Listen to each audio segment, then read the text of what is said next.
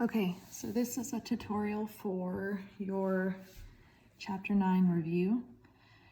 I know that some of you have struggled with this, so I'm just going to go through each problem. You can fast forward or whatever you need to do until I get to the problem you may need, but it's completely up to you, or you can sit and watch the entire thing. Remember, your test is going to be a lot like this review.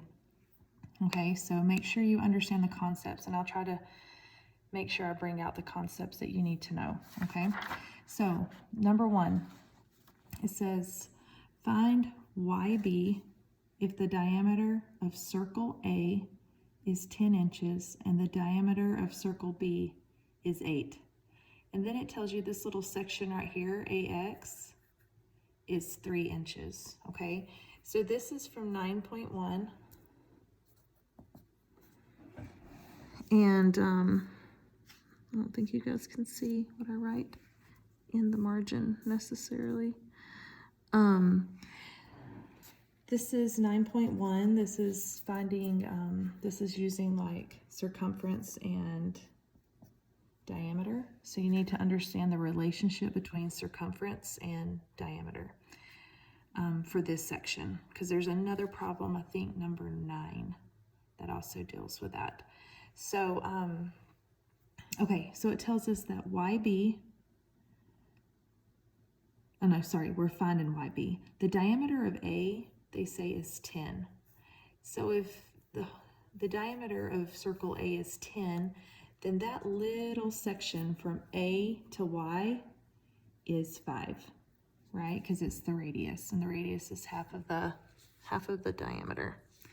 Okay, and then it tells us that the diameter of circle B is 8 inches. So if the diameter of circle B is 8, then from X to B, that is going to be 4, okay? So I'm just kind of writing some numbers in here. Now, it tells me that AX is 3 inches. So that means from A to X right here is 3 inches. So if from A to X is 3 inches, then X to Y has to be 2 inches, right? Because from A to Y is 5 inches. So if A to X is 3, 3 minus 5 is 2. So A to Y is 5 inches, which is what I know it is because it had told me the diameter of circle A was 10. Okay, and AY is the radius, so I just cut that in half. So if XY is 2, then YB has to be 2 because from X to B is 4 inches. So if XY is 2, then YB has to be 2, okay? And that's kind of hard to draw out, but if you need me to explain that in better detail, just send me a remind message. And I hope you guys are seeing this, okay?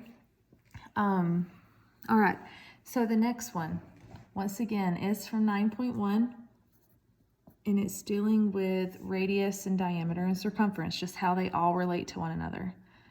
Okay, so it says find the radius and diameter of a flying disc with a circumference of 11 pi inches. Now, something important that you need to know is that circumference is equal to pi times the diameter.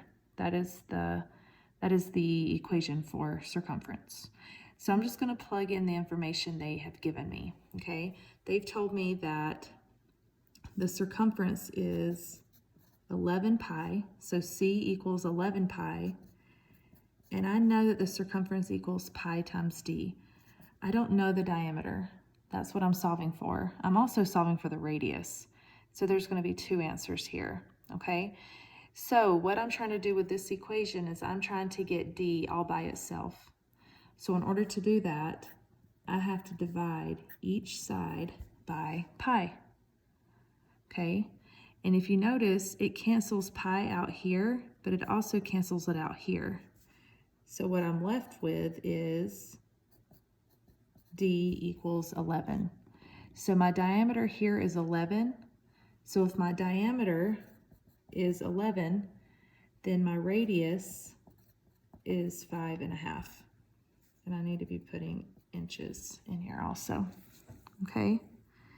So you use the circumference formula to find D, and once you found D, that was part of your answer, but then you also had to find R. Once again, 9.1. Okay, so hopefully you're just kind of writing this as we go. All right, number 3. Number 3 deals with central angles, and that was 9.2, I believe. Okay, so we need to know the relationship between a central angle and the arc that it creates. Okay, so first of all, we need to talk about what a central angle is. Okay, a central angle is an angle whose vertex is the center of the circle. That's where they get the name central. Okay, central angle. Its vertex is the center of the circle. Not to be confused with an inscribed angle, which is number 8, and we'll get to in a second, okay?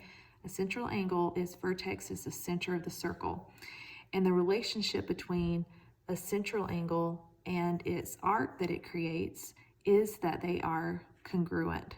They're equal. So if, just for instance, this isn't what the problem is asking, but I'll just show you. If this angle GKF is 74 degrees, then arc FG is also 74 degrees. Okay, that should be a theorem that's in your cheat sheet that you need to make sure you understand. Okay, so make sure you make note of that. Central angles, the theorem with the central angles, they are equal to their arcs. Okay, now this question is actually not asking that, but that was something I wanted to point out for your test. So it's saying in circle K, the measure of HKG is x plus 10, and the measure of IKG is 3x minus 22. Okay, so I'm just going to I don't have a lot of room here, so I'm just going to write that in. Okay, so these two angles right here, they've given me information on. Okay, now what do I know about these angles? They actually want me to find, and what I'm finding is this arc right here. Okay, so what I need to do, this is the direction I'm going to go, is if I know that FG, I know that that is 74 degrees because it's equal to a central angle. I know that GH, that arc GH, is going to be equal to whatever angle K is, whatever angle GKH is. So I actually need to find this arc. Once I find this arc, and I know this one, I can come up with arc FJ because these three arcs are 180 degrees. They create a semicircle. Okay, so that's kind of the route I'm going to take. Now, how am I going to find out what this arc measures? I can find out what arc GH is equal to once I find out what angle GKH is equal to. And the way I can find that out is I can set these two angles equal to each other because they are vertical angles. We learned about vertical angles, it seems like ages ago, okay? But these are vertical angles, so therefore they are congruent. So I can set x plus 10 equal to 3x minus 22 because they are vertical angles. And then I can solve for x. I'm going to subtract x here, and I get 2x, and then I'm going to add 22 here, and I get 32, and I get that x equals 16.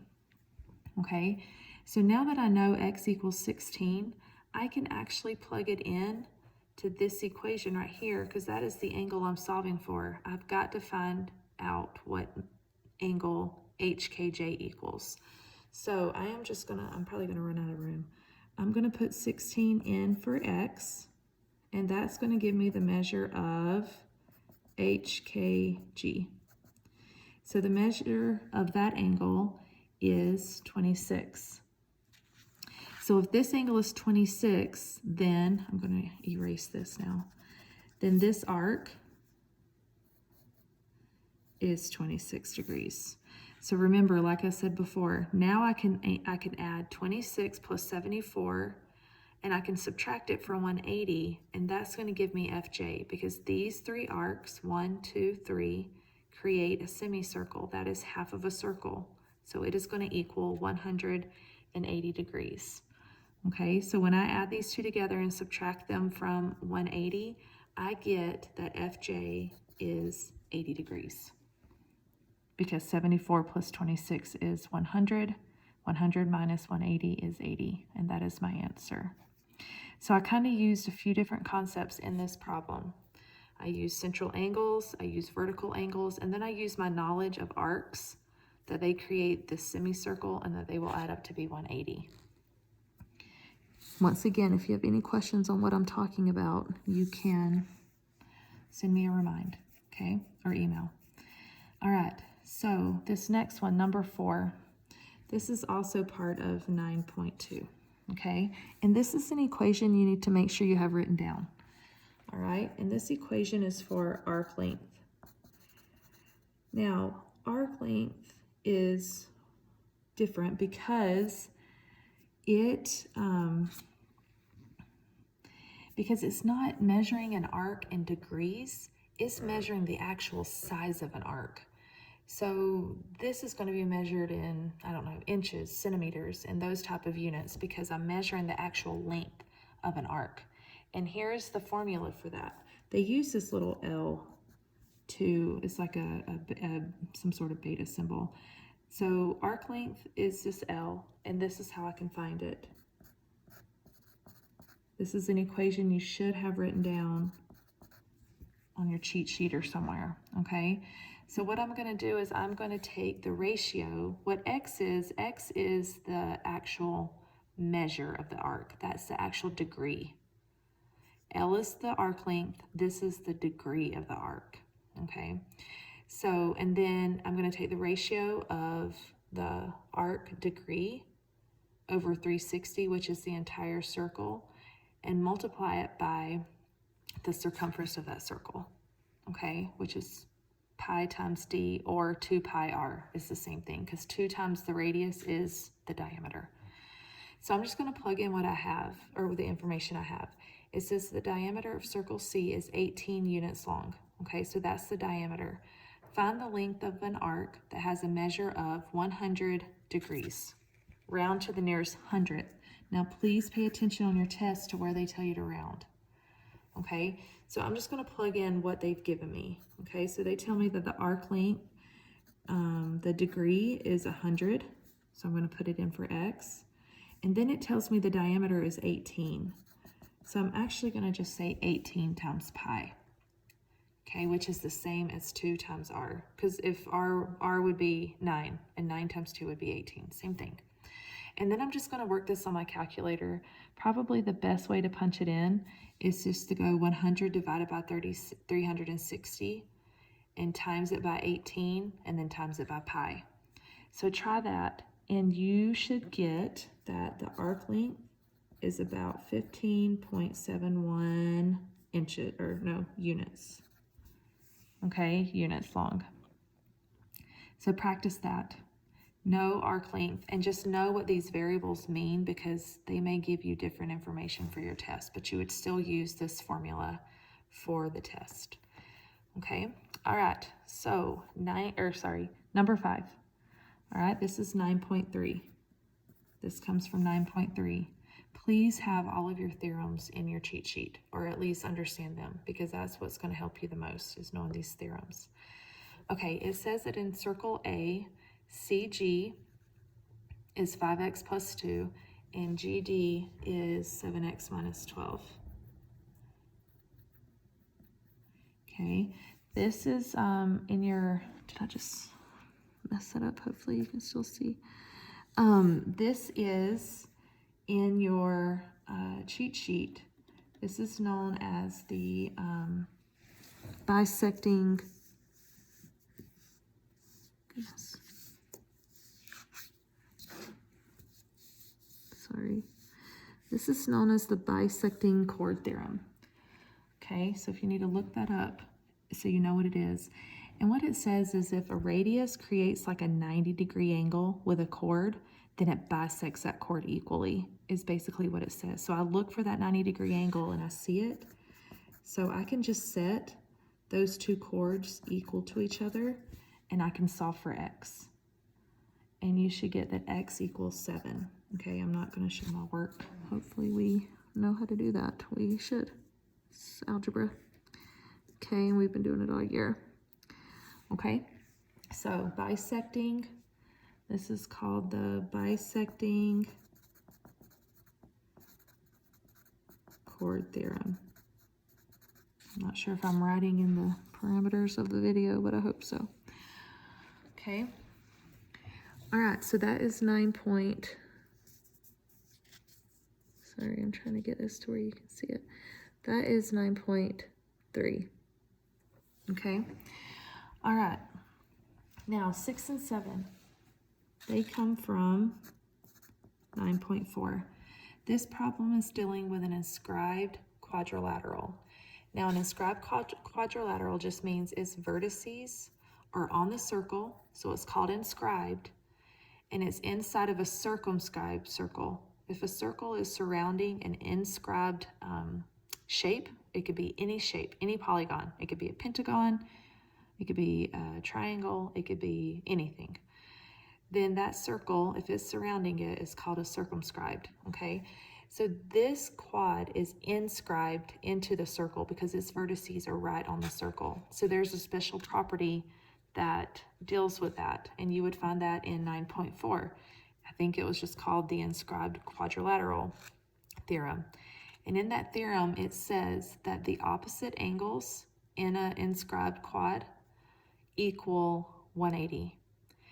So here they want me to solve for angle S, and they want me to solve for angle R.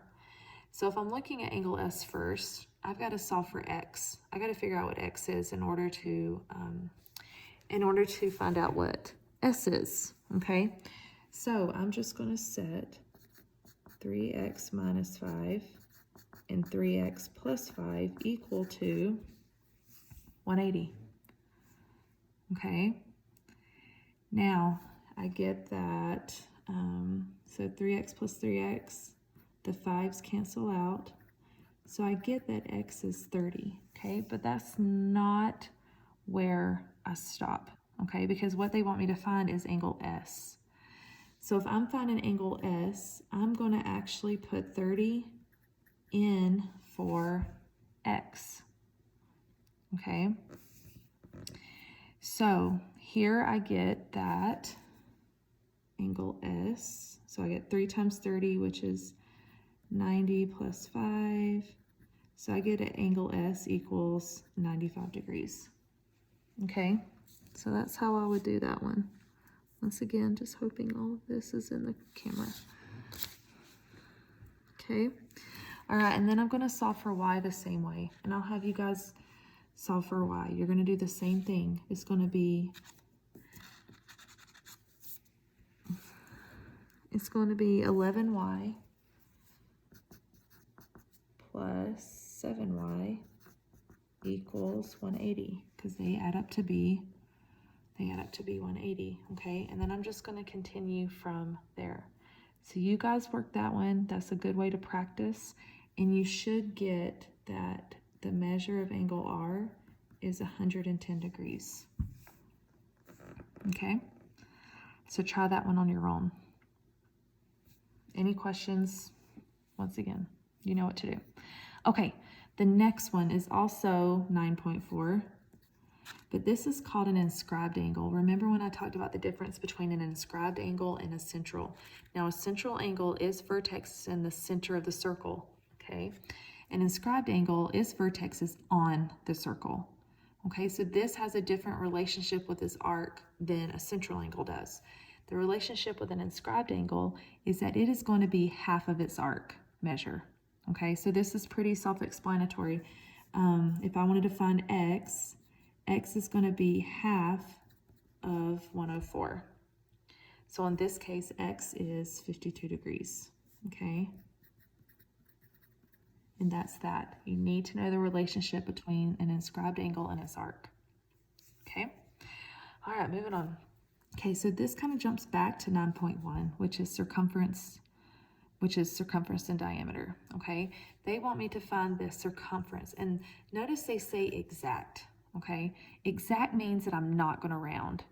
So usually what exact means is I'm going to keep it in terms of pi. I'm going to keep it with pi. I'm not going to go any further, and I'll show you what that looks like, okay? So in order for me to find the circumference of the circle, remember circumference is pi times diameter. I've got to find the diameter first, okay, which is this right here.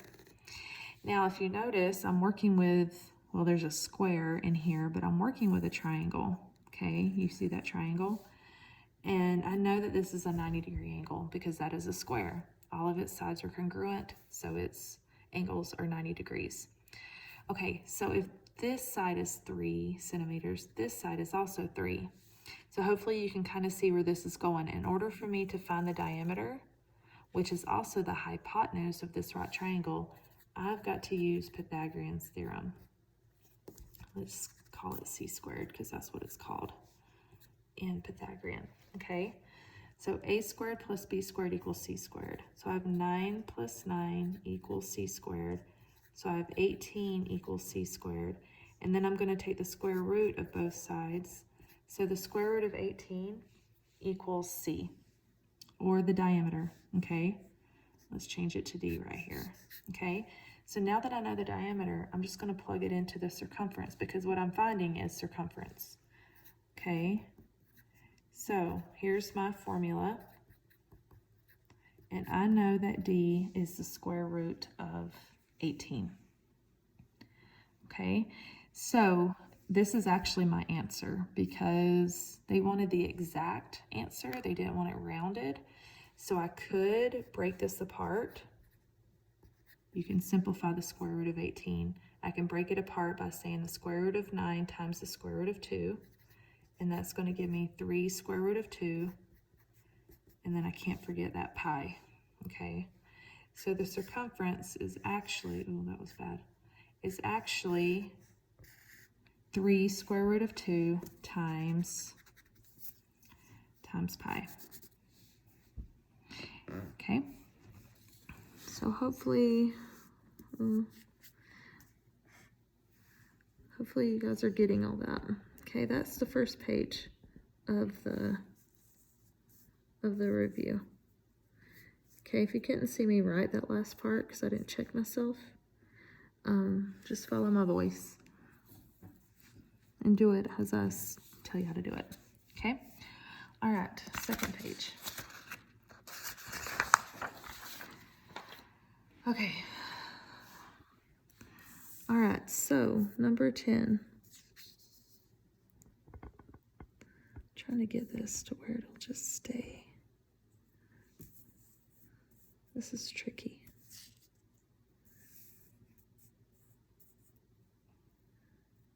Okay. All right, so number 10. So with number 10, we are using this diagram to the right, and we are going to find all of these arc measures to the left, okay? So for number 10, we have to find arc UPQ, okay? So I'm finding this arc right here, UPQ, okay? Now remember, this is coming from 9.2. I'm working central angles. I know these are central angles because their vertex is in the center of the circle, okay? So to find UPQ, in order to find this arc length, or sorry, the arc measure, I've got to find the measure of its central angle. Now its central angle is made up of these two angles together. So I have 40 and 90, and that's really all I do. If I add 40 plus 90, I get 130, and that is the measure of the central angle for arc UPQ. So arc UPQ is 130 degrees, okay? All right, moving on. Okay, arc UTS. Okay, so arc UTS is another part of the circle. Arc UTS is right here. Let me erase this other mark that I made. Okay, arc UTS is right here. Once again, here is its two central angles that it creates, or that creates that arc. So if I can find the measure of these two angles, add them together, I get that arc. Now, if you notice, this angle right here is creating a 90-degree angle, okay? So if this little angle is 40, then this other angle is 50. And I'm just gonna write that in because I may need it for later. So arc UTS is going to be 50 plus 40, which equals 90 degrees. Okay.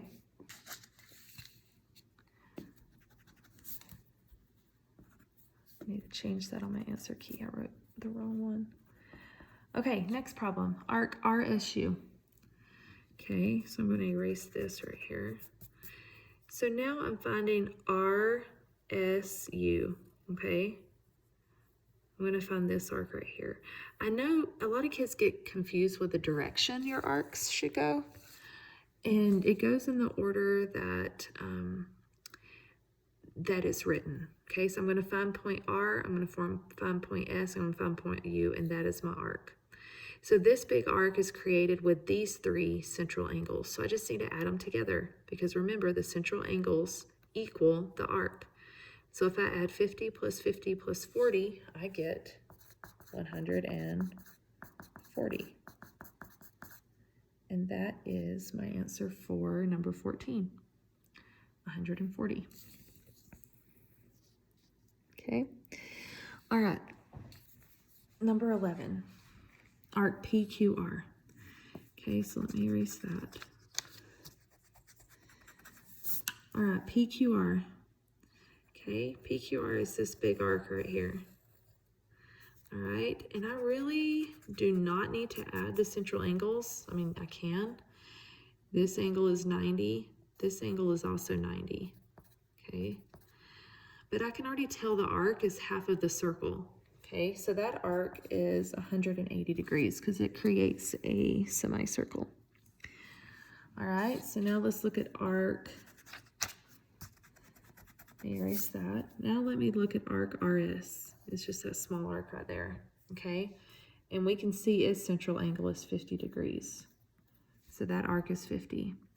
And then my last arc I need to find is STP. Okay. STP is right here.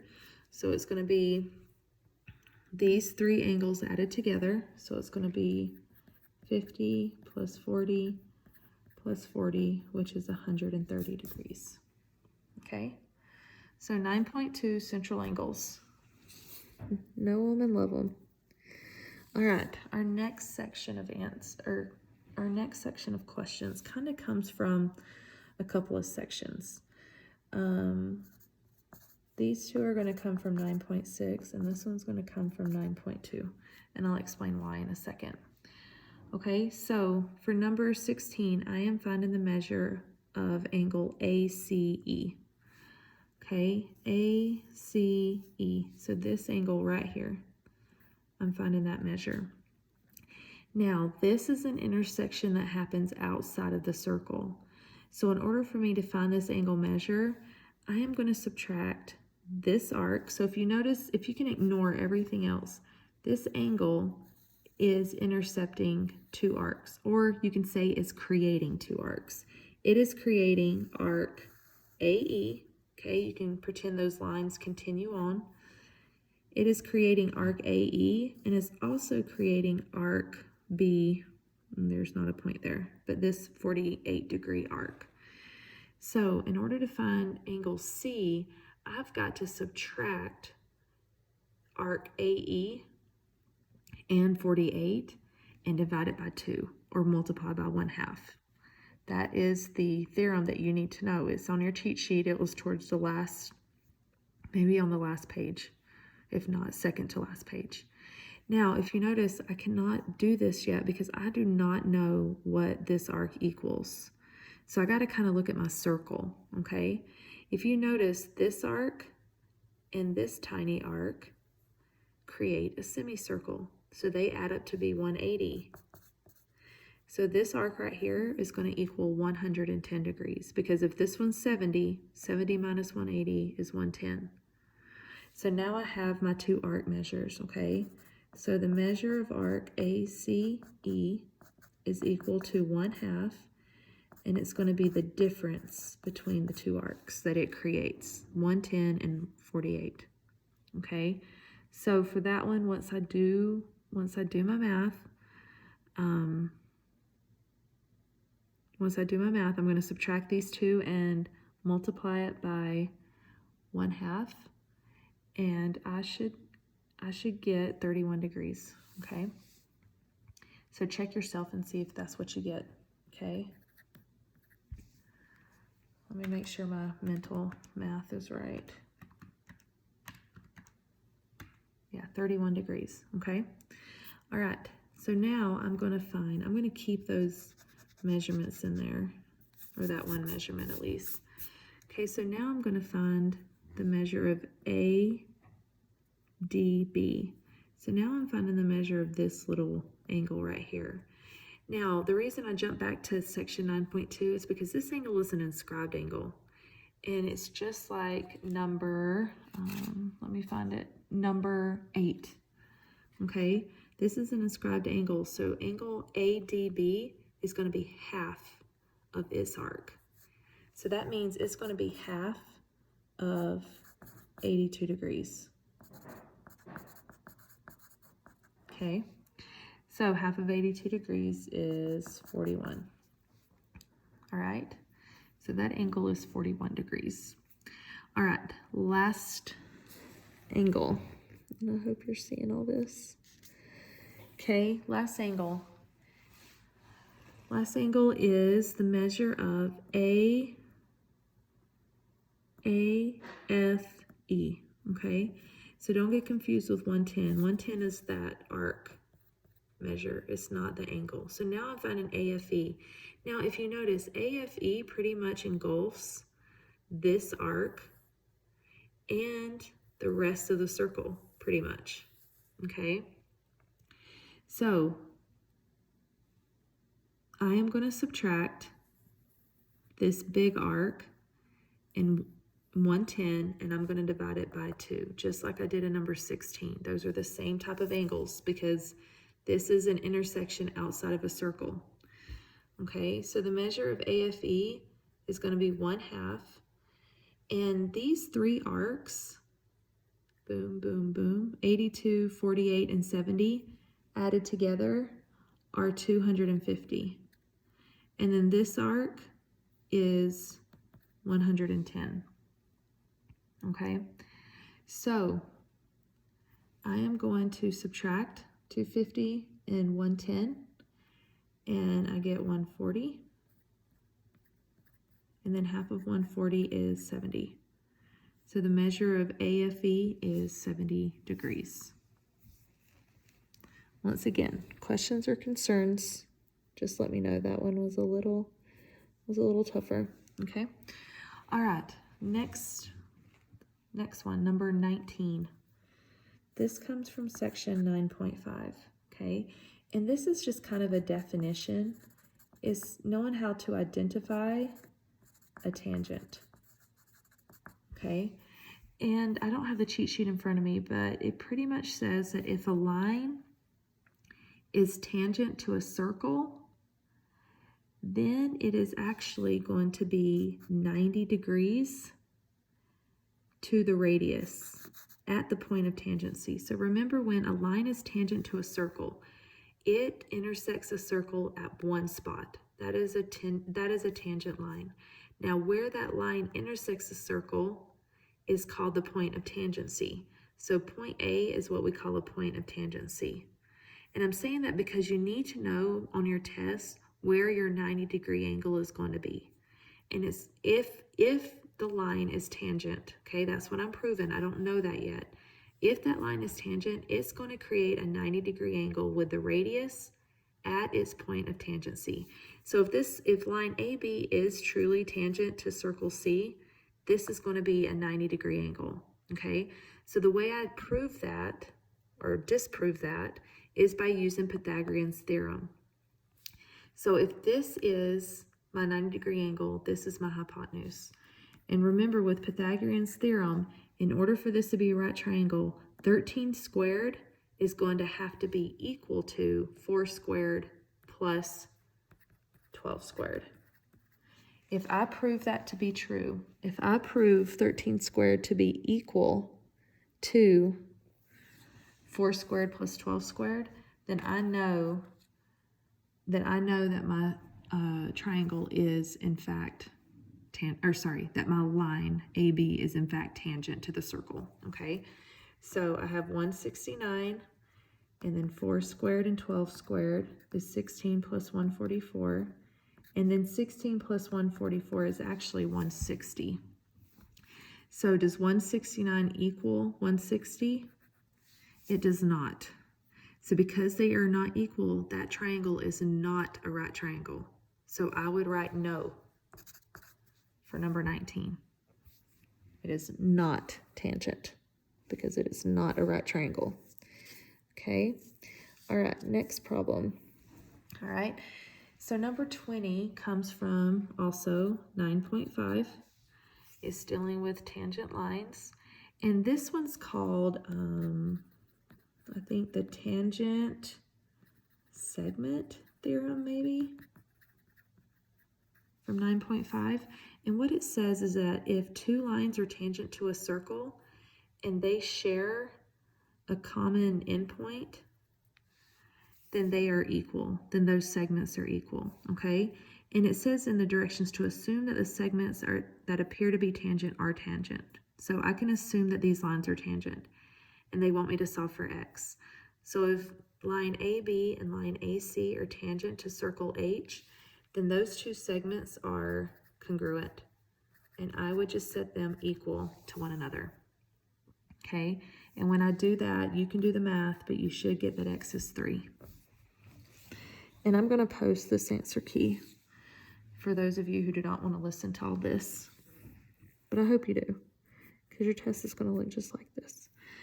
Okay, 21, 22, and 23 all come from that last section I taught you, 9.6.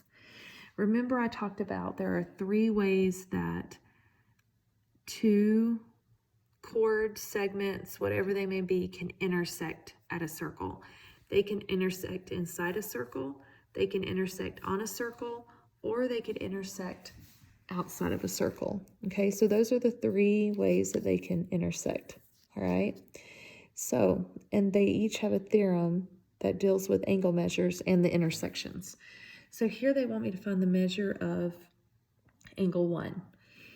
And when you have an intersection inside of a circle, then the theorem states that I can find the measure of that angle by adding the 2 arcs, the 2 vertical arcs, okay, by adding the 2 arcs together and dividing by 2.